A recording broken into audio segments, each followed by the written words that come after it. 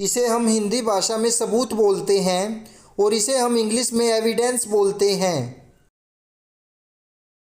जैसे मेरे पास कोई सबूत नहीं है, I don't have any evidence. इसे हम हिंदी भाषा में बदतमीजी बोलते हैं और इसे हम इंग्लिश में इंसोलेंस बोलते हैं। जैसे मैं तुम्हारी बदतमीजी बर्दाश्त नहीं करूंगी, I will not tolerate your insolence. इसे हम हिंदी भाषा में बिकाऊ बोलते हैं और इसे हम इंग्लिश में फॉर सेल बोलते हैं। जैसे क्या यह पेन बिकाऊ है, is this pen for sale. इसे हम हिंदी भाषा में वक्त का पाबंद बोलते हैं और इसे इंग्लिश में पंचुअल बोलते हैं।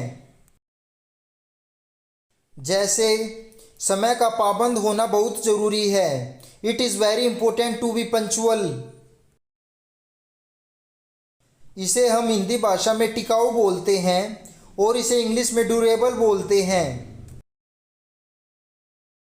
जैसे यह कुर्सी बहुत टिकाऊ है, this chair is very durable. इसे हम हिंदी भाषा में भीड़ बोलते हैं और इसे इंग्लिश में क्राउड बोलते हैं। जैसे चारों तरफ भीड़ ही भीड़ थी, there was nothing but crowd all round. इसे हम हिंदी भाषा में कुंजी बोलते हैं और इसे इंग्लिश में की बोलते हैं। जैसे कठोर परिश्रम सफलता की कुंजी है, hard work is the key to success. इसे हम हिंदी भाषा में मवेशी बोलते हैं और इसे इंग्लिश में लाइव स्टॉक बोलते हैं। जैसे इस खराब मौसम की वजह से बहुत सारे मवेशी मर गए, because of this bad weather many of the livestock died. इसे हम हिंदी भाषा में चित्र बोलते हैं और इसे इंग्लिश में पोर्ट्रेट बोलते हैं। जैसे उसने अपनी बेटी का चित्र बनाया, ही पेंटेड हर डॉटर पोर्ट्रेट। जैसे उसका चित्र देखो, लुक एट हर पोर्ट्रेट। इसे हम हिंदी भाषा में अजीब या विचित्र बोलते हैं और इसे इंग्लिश में पिक्यूलियर बोलते हैं। जैसे उसका विचार अजीब था, हिज आइडिया वॉज पिक्यूलियर। इसे हम हिंदी भाषा में भाव खाना बोलते हैं और इसे हम इंग्लिश में एक्ट प्राइसी बोलते हैं। जैसे वह ज़्यादा भाव खा रही थी, she was acting so pricey. जैसे तुम इतना भाव क्यों खा रहे हो, why are you acting so pricey. इसे हम हिंदी भाषा में घटिया या खराब बोलते हैं और इसे इंग्लिश में लाउजी बोलते हैं। जैसे खाना घटिया या खराब था, द फूड वॉज लाउजी। इसे हम हिंदी भाषा में शानदार बोलते हैं और इसे इंग्लिश में स्पेक्टेक्युलर बोलते हैं। जैसे क्या शानदार नज़ारा है, व्हाट ए स्पेक्टेक्युलर व्यू। जैसे पहाड़ की चोटी से नज़ारा काफ़ी शानदार है, the view from the top of the hill is quite spectacular.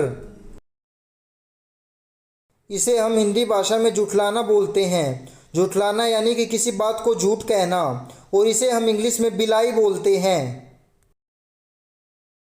जैसे तुम सच को झुठला नहीं सकते, यू कांट बिलाई द ट्रूथ।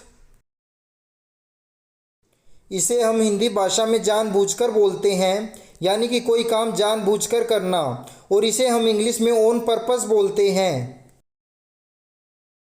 जैसे उसने मुझे जानबूझकर रुलाया, she made me cry on purpose. इसे हम हिंदी भाषा में दहेज बोलते हैं और इसे इंग्लिश में डाउरी बोलते हैं।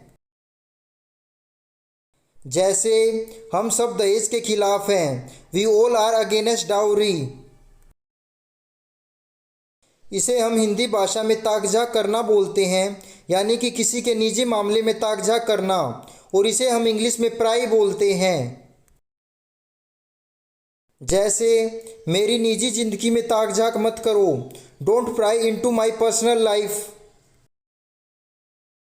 इसे हम हिंदी भाषा में बकवास करना बोलते हैं और इसे हम इंग्लिश में नॉनसेंस बोलते हैं। जैसे बकवास मत करो, डोंट टॉक नॉनसेंस।